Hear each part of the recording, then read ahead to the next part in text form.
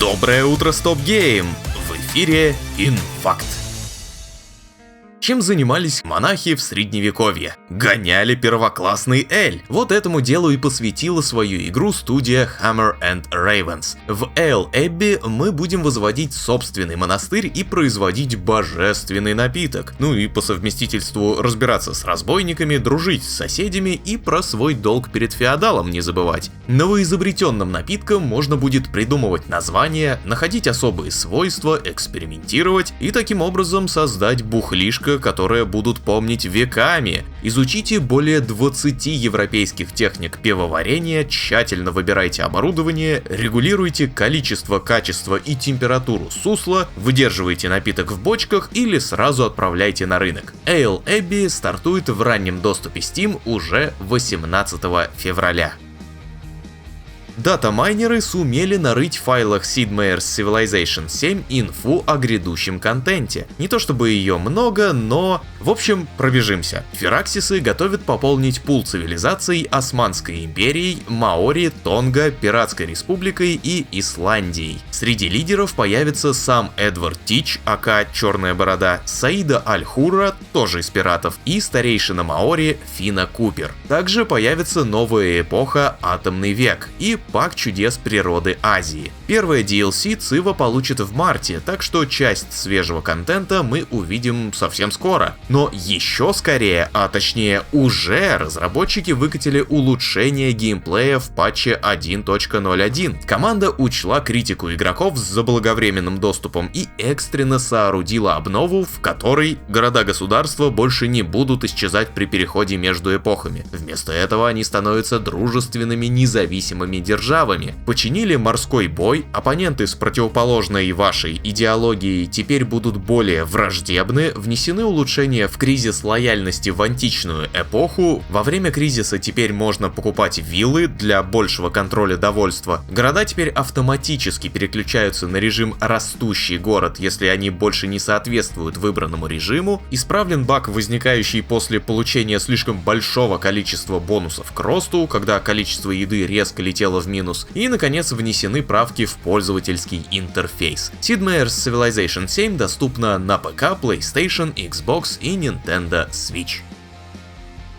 Один из основателей студии Ready Dawn, сотворивший когда-то The Order 1886, Андреа Пессино, рассказал, почему все-таки Sony не позволила разработчикам взяться за продолжение. После зачетных PSP игр вроде God of War Chains of Olympus и Ghost of Sparta ничто не предвещало беды. Но вот в 2015-м вышла The Order 1886 и получила грустные 63 балла. По мнению Пессино, именно чертовы журналюги виноваты в отмене сиквела.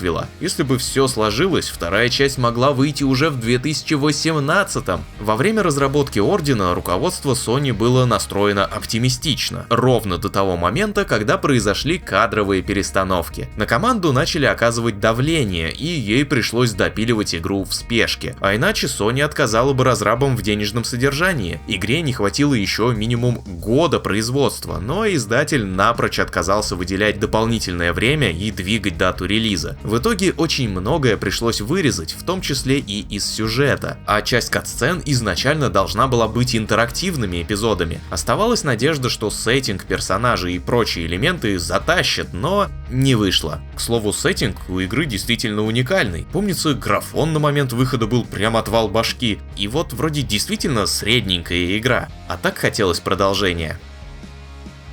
Уже давно идут гадания о платформах, на которых стартует шестая GTA. А Take-Two все молчит да помалкивает. Или нет. Глава компании Штраус Зельник заявил следующее. Исторически сложилось так, что Rockstar начинала с одних платформ и затем переходила на другие платформы. И эти слова как бы намекают на запоздалый запуск ПК-порта. В то же время Зельник признает значимость компьютеров как игровой платформы, ведь это и 40% общего дохода, и самих пекарей все больше с каждым годом становится. А насчет консолей, Take-Two не сомневается, что релиз GTA 6 заставит игроков по всему миру раскупить и Xbox Series, и PlayStation 5. В общем, консольщики могут ждать игру осенью этого года, а вот бояре, извиняйте, придется потерпеть.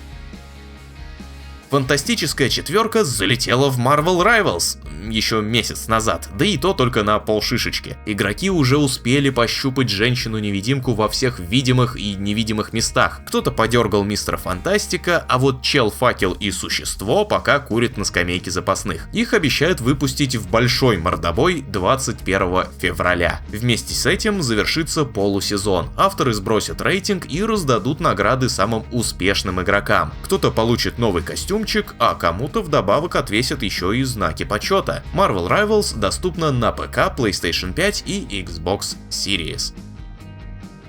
Sony анонсировала новый выпуск презентации State of Play. Сия штука пройдет в час ночи по Москве 13 февраля. Продлится где-то 40 минут, а показывать будут игры для PS5 от команд со всего света. Доподлинно неизвестно, заедет ли на шоу Хидео Кодзима, но он абсолютно точно скоро раскроет новые подробности Death Stranding 2. Игра обзаведется собственной панелью на выставке SXSW 2025 10 марта. Отмечайте в календариках.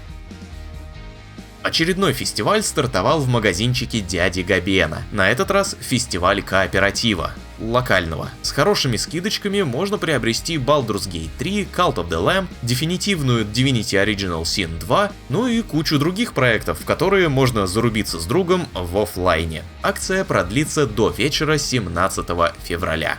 И на сегодня у меня все. Больше новостей ищите на сайте stopgame.ru. Там же читайте обзор свежей Sniper Elite Resistance от Кирилла Волошина. Приятного аппетита и хорошечного дня!